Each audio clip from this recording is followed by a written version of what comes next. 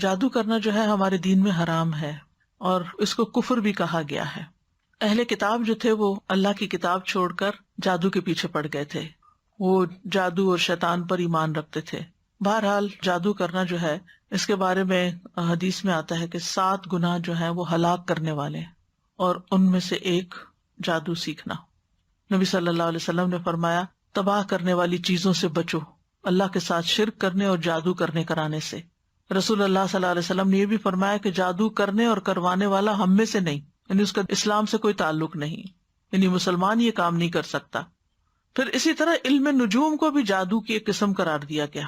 رسول اللہ صلی اللہ علیہ وسلم نے فرمایا جس شخص نے علم نجوم میں سے کچھ حاصل کیا اس نے جادو کا ایک حصہ سیکھ لیا، جتنا زیادہ سیکھے گا اتنا ہی زیادہ جادو میں مبتلا ہوگا۔ تو اس سے یہ پتا چلتا ہے کہ اس میں ستاروں سے بھی کچھ مدد لی جاتی ہے، کچھ حساب کتاب رکھا جاتا ہے۔ رسول اللہ صلی اللہ علیہ وسلم نے فرمایا عادی شرابی، یعنی جو مرتے دم تک شراب نہ چھوڑے، جادو پر ایمان رکھنے والا، یعنی کرنے کرانے والا یا سیکھنے والا یا سکھانے والا، اور قطع رحمی کرنے والا جنت میں داخل نہ ہوگا۔ ہاں اگر لا الہ الا اللہ پڑھتا تو ہو سکتا ہے کہ پھر سزا بھگت کے جائے، اللہ رحم کر دے۔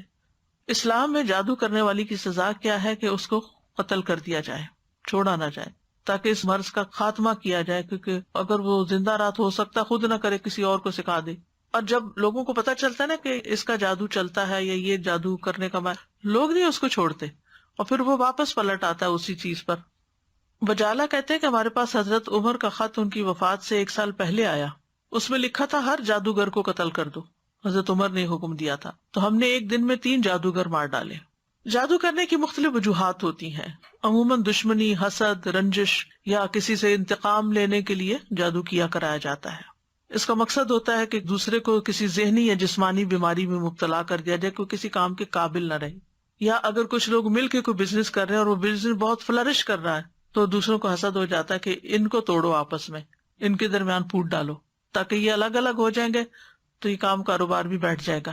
اسی طرح میاں بیوی میں تفریق ڈالنا، والدین اور اولاد کے بیچ میں لڑائیاں ڈلوانا، پڑوسیوں میں فساد، دوستوں میں جدائی، بہن بھائیوں کے بیچ میں نفرت، رشتوں، اولاد یا کاروبار میں رکاوٹ یا بندش ڈالنا، یہ عام طور پر جادو کے مقاصد ہوتے ہیں۔ پھر جادو کی کئی اقسام ہیں۔ کچھ جادو انسان کو مار ڈالتے ہیں، یعنی ایسی بیماری لگ جاتی ہے انسان کو کہ وہ سروائیو بھی نہیں کر سکتا۔ کچھ صرف بیمار کر دیتے ہیں۔ کچھ جادو انسان کی عقل کو ختم کر دیتے ہیں۔ کچھ جادو انسان کے جسم کے کچھ حصوں کو بے حس بے حرکت کر دیتے ہیں۔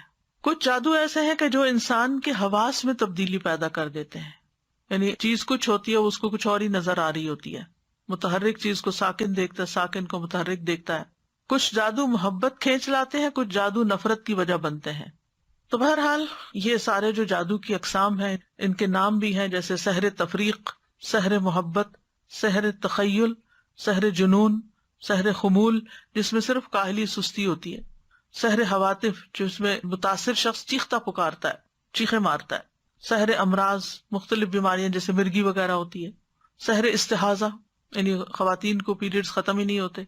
پھر جادو کی علامات بعض آہستہ آہستہ شروع ہوتی ہیں، بعض ایک دم اسٹرانگ آتی ہیں، جیسے سستی، گھبراہٹ، خاموشی، تنہائی کی عادت، کسی سے نہیں ملنا، کسی سے بات نہیں کرنی، ذہنی انتشار، حد سے زیادہ چڑچڑا پن، ذرا سی بات پہ بھڑک اٹھنا، کسی کام میں دل نہ لگنا، نماز روزہ عبادت چھوڑ دینا، بغیر کسی بیماری اور وجہ کے سر چکرانا، ڈراؤنے خواب آنا، خواب میں بھی رونا، چیخنا، چلانا، خون کے چھینٹے اور کپڑوں کو کٹا ہوا پانا، خاوند بیوی کے درمیان آپس میں کوئی کشش محسوس نہ کرنا، بغیر کسی وجہ کے رشتہ داروں کا آپس کے معاملات میں بگاڑ ہو جانا، یعنی ایک دوسرے سے ملنا جلنا چھوڑ دینا۔ تو یہ اس کی ظاہری علامات ہوتی ہیں۔